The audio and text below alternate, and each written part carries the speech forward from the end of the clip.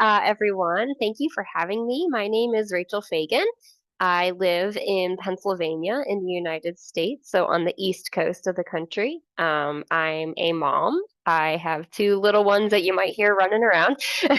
They just got up here. It's morning here. And I'm a wife. I am a certified life coach, which I'll be talking to you a little bit about that today.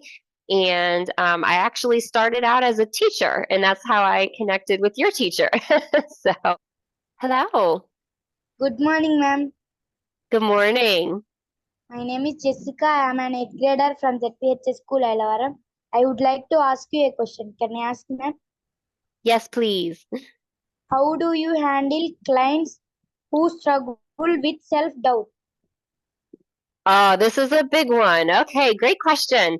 Yeah, so as a life coach, I do a lot of different things, from working with like their systems at home and their interactions with people, but this would be one that I work with their mindset.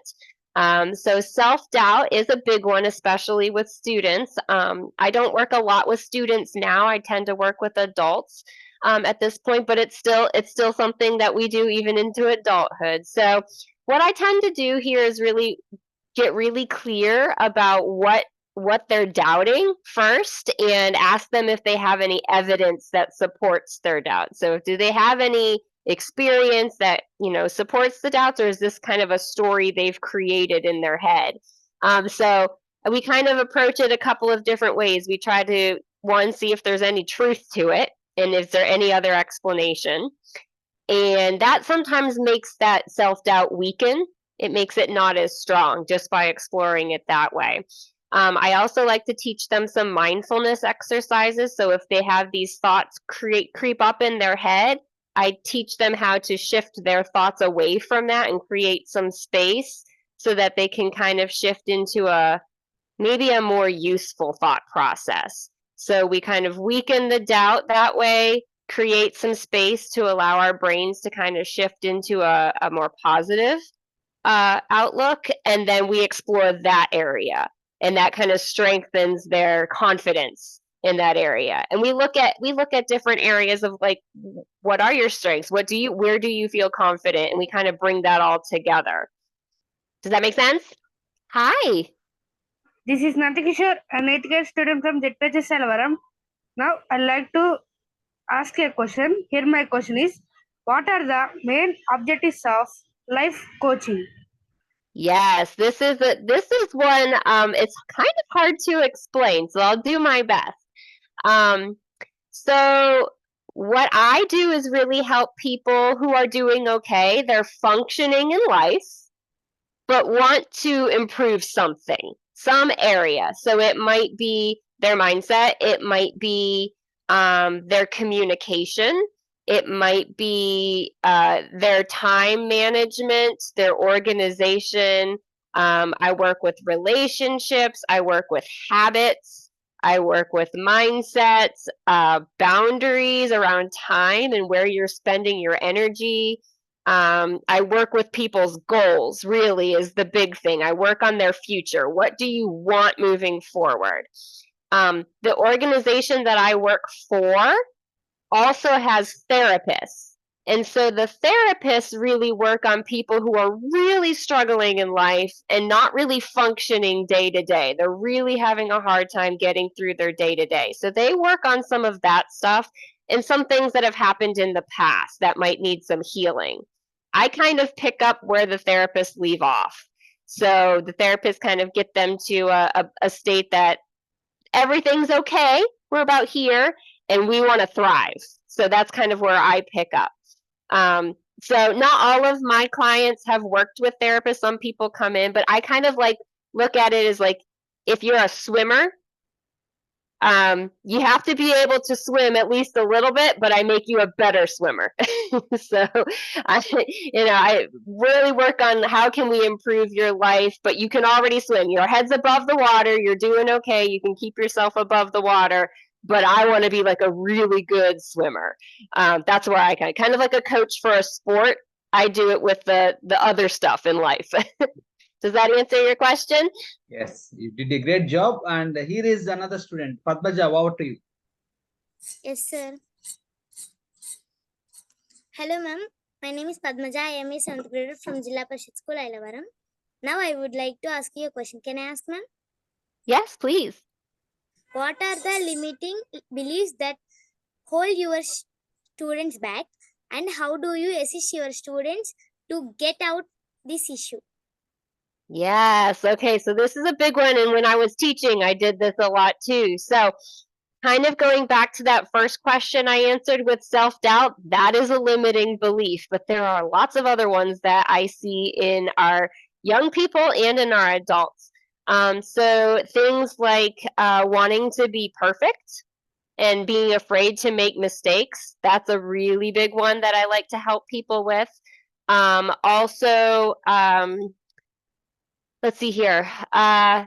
Maybe people who are procrastinating sometimes, so they're putting things off. There's lots of different reasons that that might be happening. One, they might be afraid to take the next step. Sometimes it's they're not sure what to do. I'm trying to think what else. I also know that a lot of times students tend to compare themselves with other people, and so I really try to help people focus on their journey, their path. Where are you, and where do you want to go, and how do we get there? And don't worry about everybody else. So those are probably like the top three that I see younger folks struggling with, and confidence, just not being afraid to take that first step, feeling supported. And so that's kind of my job, is I kind of help them explore whatever's holding them back. And it's different for every person, especially students, but where's the fear? What's going on there, and what can we do to maybe soften that fear and make you feel more supported so that you're prepared to take your next step, whatever that is in your goals. Thank you. Rachel, you see, in India, especially in our region and elsewhere in India, we don't have the life coach teachers because life coach teachers, as per my knowledge, are badly needed for the Indian students, because Indian students, if you see the Indian students, they are under a lot of pressure, immense pressure. Yep. They are undergoing a lot of pressure because of academics, because of the parents' pressure, teachers, Yep. and Yep. because of the competitive, the kind of competition world we are Yes. in, especially in India, Yes. because of the population explosion. And for every small job, there are many students, they compete each other. So in this context, the students naturally develop a lot of pressure in their minds. Right. In Indian context, do you think that life coaches are badly needed for the schools as well as colleges? Yeah, probably. I think they're badly needed everywhere, but probably especially in that type of environment where, there's a lot of pressure. I think that sums it up pretty good. I mean, there's pressure here where we are, but I'm sure it's not even in comparison to where you are located. And so, yeah, that's a huge obstacle, and I'm sure there's a lot of inner doubt. And like these questions were great. Like I think this is exactly my world. And so I'm a life coach, but I'm also kind of, I work on the life stuff, yes, but I also work on the mindset stuff. That's more of like mental fitness. So, you've got your physical fitness.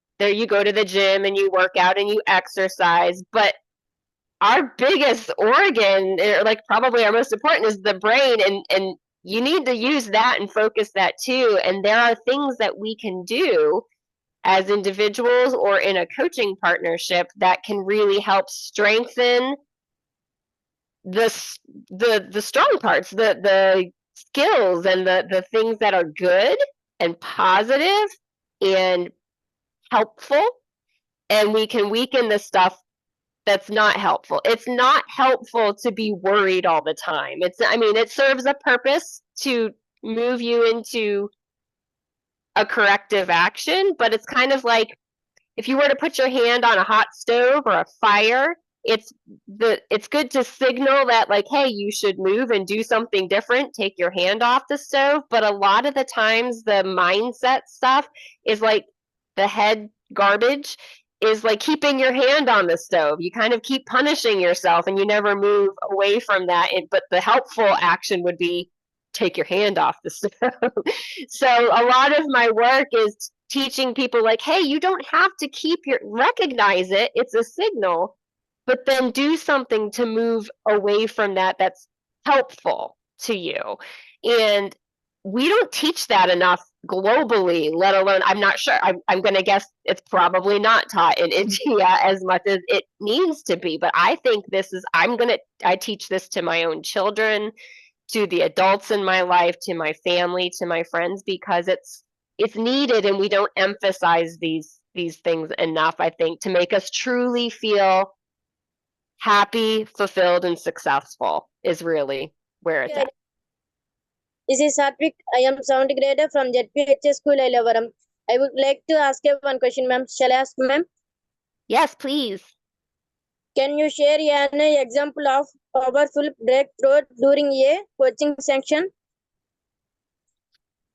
Yeah, I'll try to. So I was thinking about this.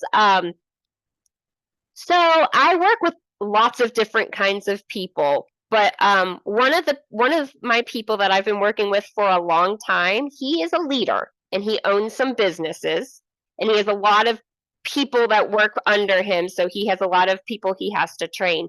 And I remember early on in one of our sessions, probably one of his biggest breakthroughs that I could see, was he was talking about all this training that he does for the people on his team, and he was getting kind of frustrated that he's trained them, but they're still not kind of doing what he wants them to do. And he's like, but they have their skills, they're really good at it, that's why I picked them for this job, but they're not really doing what I want them to do without me having to kind of push them a lot. And I remember just talking to him and said, well, do you think they like doing it? They might be good at it, but do they enjoy it? And, do they feel confident doing it? And he's like, oh, I never really thought of that. Yeah, they have the skills and they're good at it, but they might actually really dislike or even hate doing what I'm asking them to do. So it kind of was we call them the aha moments, where he realized that his approach of push, push, push might not be serving him. He might need to be a little more empathetic and understanding and supportive to help them into this situation, these things that they have to do that they don't really like doing, even though they're good at it. So I just remember seeing kind of like that light bulb moment going off in his head when he kind of made that, like, oh, I'm pushing, but maybe I need to be more of a empathetic, caring, and supportive leader than this drive, go do this kind of hard on them. So, but what's interesting in my world is I don't always know when there's a breakthrough because it happens inside them. So that's just one that I remember I could see it, but I'm sure there's many, maybe even bigger ones that I never saw. Yeah, thank you. Mamata. Hello. How are you, ma'am? I'm well. How are you? I'm also fine, ma'am. Thank you, ma'am. This is Mamata, a 7th grader from JPHS School, Ailavaram. I would like to ask you a question, ma'am. Can I ask? Yes, please. Here, my question is life coaching essential subject to be learned at a secondary school level? Why? Okay. So, I think the things that I work on with my clients are hugely important for everyone. I kind of answered that earlier when your teacher asked that. I think the skills that I can help people with are very important, especially for students that are, entering into the workforce. They're moving on to their next level of education. So things like communication, things like knowing what you can and cannot handle, like what's in your control, what's not in your control, and spending your time wisely and your energy wisely. Scheduling, prioritizing, getting organized, those kinds of things, setting boundaries. So if you're feeling overwhelmed, you know kind of how to move out of that. Those are the things that I think, even study skills, I think are really important that will help you throughout the whole rest of your life. Do I think you need to teach how to become a life coach in secondary school? No. I think that's, just the skills, the things that are holding people back that I work on, those I think are important skills. And I'm sure some of it, how to relate to each other, how to interact with each other, how to resolve conflict and problems, that's all stuff I help people with. So the skills I think are important. It's to everyone. I'm starting to teach my young children that so that they're prepared as they grow older. And if I was still in a teaching setting in a school, I would be trying to incorporate some of these things that I've learned since to try to help students grow into their best self all through their learning, but also into adulthood. I've been dealing with the teenagers as well as adults, I think. So as a life coach. Yes, mostly adults. Yeah. Adults. So what kind of issues you often confront when it comes to the adults? So yes. Yeah, so some of it is that mindset stuff, those limiting beliefs. That's a big piece, especially when I have people who are about to, sometimes people hire me as they're getting ready to take a big step, a big goal. They're going to do a big change or transition into something, or they're like, I'm ready to do this. And so those limiting beliefs really pop up there. So that's one. But then also there's just some people that they don't manage themselves very well. So that like home life with their family and their friends versus their professional life, there's often a competition. And so with adults, I spend a lot of time working on how to make these work harmoniously so that you're not neglecting one for the other. You're using your time wisely. You're not draining yourself so that you can't perform good. So I spend a lot of time like kind of looking at your life system. What all do you have to do and how can we be efficient in all of that so that you still have time to go do things you love for fun, and it's not, you're not bringing your stress home to your family or your family issues to your work. Setting boundaries and kind of helping people kind of figure out that efficiency, what works for them and what doesn't. That's where I spend most of my time with the clients I currently have. Yeah. So usually how much time do you usually spend with your clients? Weekly once or weekly twice, or it depends on the client? it definitely depends on the client and their goal. So if it's a longer term goal, I like to start with them like once a week or every other week until we kind of get some momentum moving on their goal. And then depending on what it is too, we tend to spread them out then. But they schedule themselves as needed. I don't tell them how often. I might make a suggestion that they need to come sooner than later. But they kind of pick their pace and how fast they want to move at their goal, and I ride with them. So it really varies from clients. And then once they hit their goal, or if it's like a ongoing thing, we call that maintenance. They might just come in for a checkup, just kind of like a tune-up, make sure I'm staying here and I'm keep going. I haven't fallen back, and if I have fallen back, I help them get back where they were. So it really varies. Depending on the goal and the client and how hard they want to work.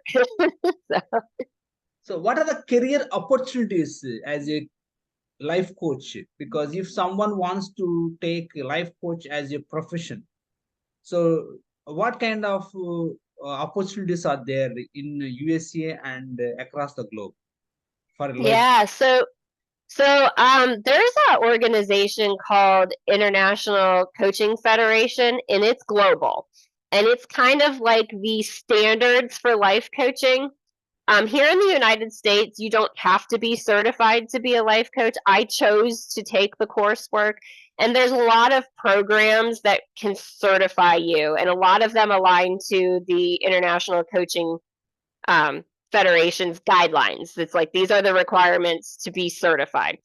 So I did that. But as far as like what can I do with the certification, there's all kinds of different coaches out there. So there's life coaching, which is more of a general one. But there's executive coaching, so people who only work with entrepreneurs or businesses or organizations. There is parenting coaching. There is relationship coaching. There is like neurodivergence coaching, so people who are coaching people with like ADHD or some sort of more medical based thing. There's just so many different like specific practices you can take a coaching certification. It's kind of where your heart is and where you're drawn.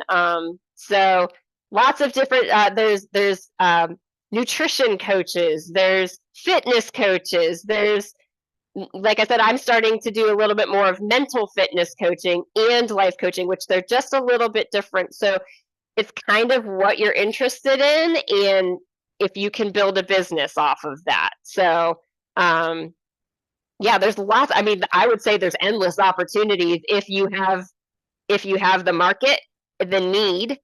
If you can identify a need in your community, or if you're doing it virtually, wherever, and then attracting those people, you can do a lot, almost anything with coaching, truly. So are there any teachers in the United States of America exclusively meant for the life coaching? Because you know that we are living in a digital era. Most of the kids are so habituated to check their mobile phones and playing the mobile games, and so they are glued to the phones rather than the academics. Even in India, same scenario is prevailing. Even the kids aging between 3 4 years 5 years old, and they always want the mobile phones even to eat the breakfast and lunch and everything. So that yes. that much I think they addicted to the phones and mobiles. And so in this context, don't you think that the teachers should know whether it is in the USA or in India, elsewhere in the world, don't you think that the teachers, especially for the life coaching needed for the students, especially to get out of this issue of mobile addiction? Yeah, it is a huge thing, and there's more and more research coming out every day about what's healthy, what's not healthy. The reality is technology is not going away. So we really do need to teach our young people how to use it in healthy ways. I just did a presentation for some preteens about social media and the potential effects, how it can impact your mental health, and just being aware of it. So I think really our duty as teachers is helping to facilitate how do you use it appropriately in healthy ways, and how can you help your students be aware of when it might be becoming problematic. So that's a big task for teachers. But it is important because there is a link to issues with mental health and the devices. And so being realistic that technology is here to stay. How do we teach our students to use it in healthy ways, in safe ways, in healthy amounts even?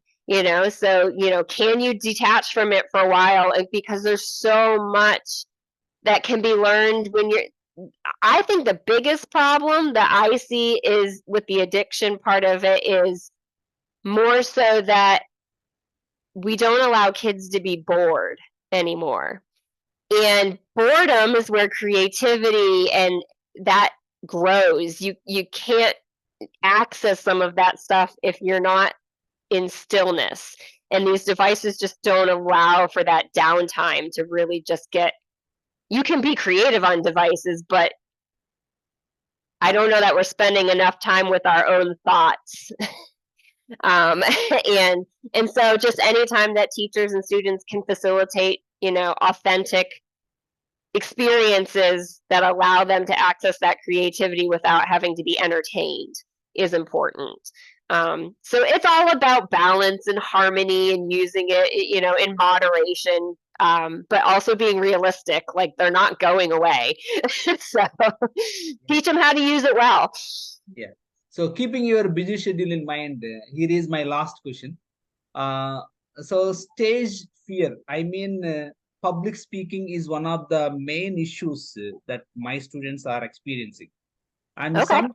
some teachers even except a few teachers, rest of the teachers don't like to stand on a stage, even in front of 500, 400 students to give a message to the students. So this is a fear factor that affects not only the students, but also the teachers. Yes. How do you address this issue as a life coach? Okay. Well, again, trying to weaken the fear would be the first thing, but also strengthening the evidence that you can do it. You can do it, and you can grow through taking risks. I think trying to help people accept that anytime you get in front of people, it's not going to be perfect. So accepting that you're going to make mistakes and expecting it, and not letting it derail you, not letting it make you freeze. And so there are, some mindfulness exercises you can do, but there's also some just kind of tinier exercises that you can do. Maybe start with a smaller audience, maybe keep practicing in front of people that are supportive of you before you go give that big message. There's a lot of different things you can do, even just that are not public speaking. Can you go do some other demonstration? Like if you're a musician, can you get in front of an audience and play an instrument? Or can you demonstrate a how-to video? Like, can you do it in front of a camera? Can you, kind of finding where their comfort zone is already and build off of that. And it might mean getting creative. Can you do it in front of this group of people versus this group of people, or one person? Or can you do it in front of the camera? Or so it really depends on where their fear is, where I would start with them. But I would meet them where they are and then just try to build off of that. But at the same time, try to weaken the fear. Accept that no delivery is perfect. Even the best speakers out there, they still stumble. They still have the same fears, probably every time, even if they don't admit it. And then just make it more human and accessible, and find creative ways that they can practice before having to do the big audience is what I would do. Thank you so much, Rajal, for explaining each and every question elaborately. I'm so thankful to you. So before I request you to give a final message, could you please hum a song for my students? All right. So the reason he's asking me this is because probably in the first time we did this type of interview, I talked a lot about music because that was one of the subjects that I taught. And it is also a big part of my life. And so he always asks me to sing. So I'm going to teach you a little song that I learned in high school. And it's very short. I don't remember who wrote it. We taught it with no sheet music. So I learned it this way. But I think it's got a great message, especially for what he does for all of you students and connecting you globally with all these other people across the planet. So the song is called Think of Me, and it's very short. It goes like this. Think of me, forget me not, remember me wherever you go. Think of me, forget me not, remember me wherever you go. And then there's another part. It goes, I am yours and you are mine. Remember me wherever you go. And so the message is just, keep remembering those interactions and the people you meet, and recall on them and use them in a positive way, and just cherish the memories that you're making with all of these people that you're interacting with and throughout your life.